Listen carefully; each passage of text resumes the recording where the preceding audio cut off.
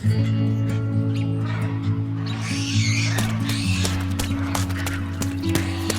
guys, welcome to your channel Driving for Wellness. Was Sugriva a monkey or was he human? How did the big rocks and boulders form in Hampi? These are the questions in my mind now after my visit to Sugriva's cave at Hampi. In the epic Ramayana and its various versions, the Vanaras help Rama defeat Ravana. They are generally depicted as humanoid apes or monkeys. Anand Neelakantan, in his book The Vanara, states, our Puranas are like a gigantic Chinese whisper spread over many thousands of years. One can imagine how much distortions and additions could have creeped in or deliberately been put in to serve the agenda of the dominant classes of that time. The greatness of Indian literature is its diversity. There is no one authentic holy book, nor a church or religious clergy insisting on one point of view. This is a tradition we should preserve with utmost care. How did Sugriva come into this world? Let us explore. Aruna, the older brother of Garuda, was the charioteer of Lord Surya. He assumed a female form to participate in the dance of the celestial maidens in heaven when he encountered Indra, and through this union Vali was born.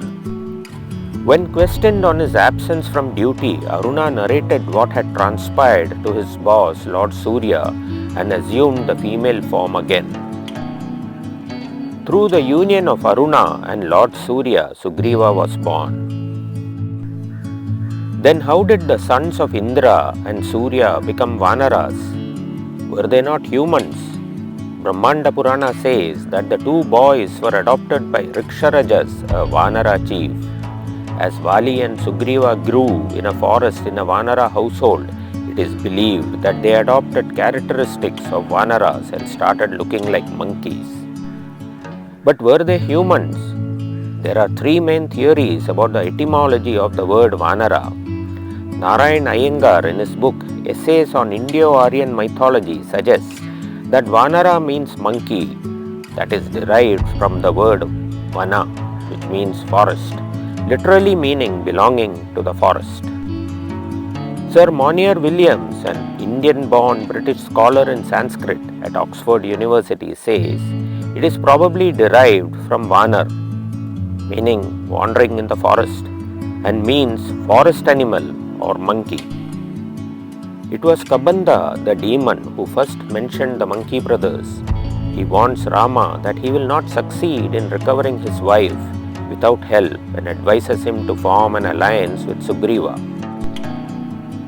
Though Sugriva's good qualities are mentioned, it is the similarity of their circumstances that makes Rama and Sugriva natural allies. A person overtaken by ill fortune is served by another who suffers misfortune. In the Kishkinda Kanda, the repeated references to Rama's and Sugriva's respective objectives and the explicit nature of the quid pro quo leave no doubt about the strength of their mutual need. The Kabanda story might also be an afterthought to reinforce the notion of destiny, but it contains an accurate perception about Rama's choice of ally. For while King Vali has nothing to gain from helping Rama, Sugriva has everything to gain and nothing left to lose. There are striking parallels between Rama and Sugriva's circumstances at the beginning of the Kishkinda Kanda. 1. Both were in exile. 2. Both had lost their wives. 3.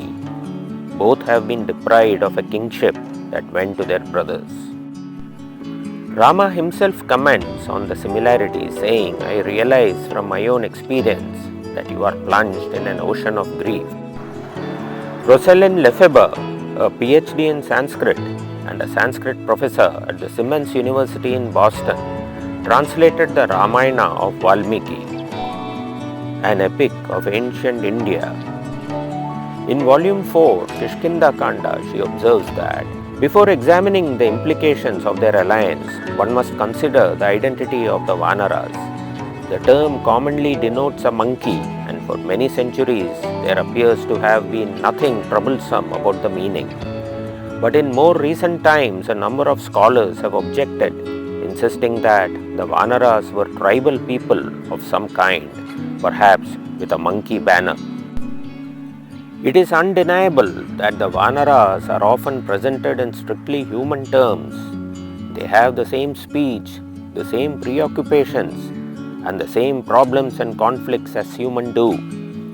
They wear clothing and ornaments, their warriors live in fine houses, their kings sit on thrones and ride in palanquins. They shed tears like humans and get drunk like humans, and they have funerals and royal consecrations. At such times, we are certainly not meant to visualize them as monkeys.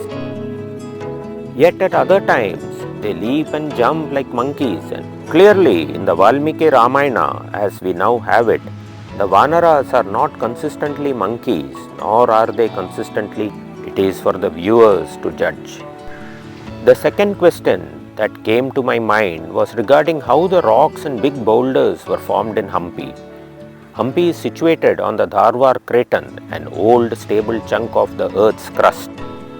The Dharwar Craton was formed about 3.6 billion years ago and is India's oldest feature that lies beneath some parts of Karnataka.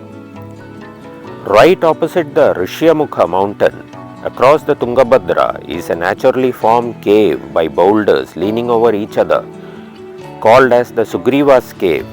This was the hideout of Sugriva and his companions after they were expelled from Kishkinda by the treacherous Vali. Sugriva hid Sita's jewels here. Their markings can be seen on the floor. He presented them to Rama after they befriended each other. Rama burst into tears seeing Sita's jewels.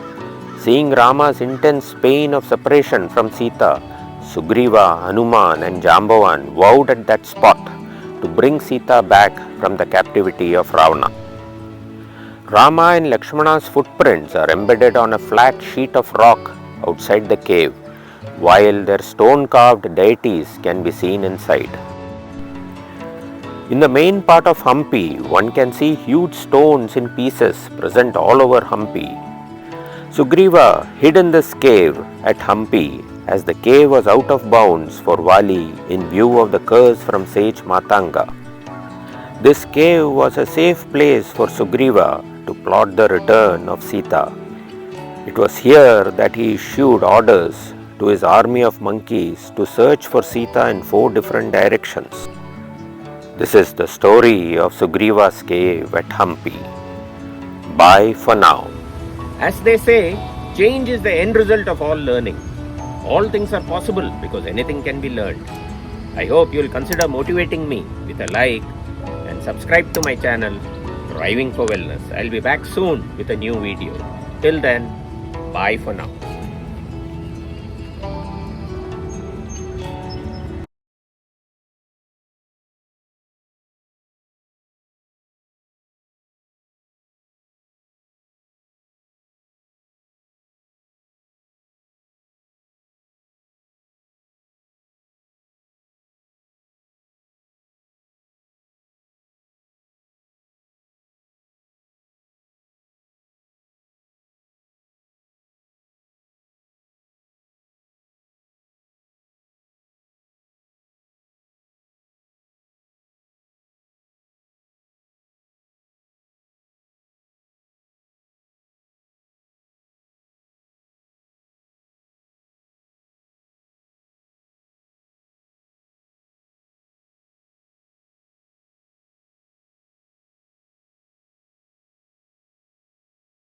Return of Sita. It was here that he issued orders to his army of monkeys to search for Sita in 4 different directions. This is the story of Sugriva's cave at Hampi. Bye for now.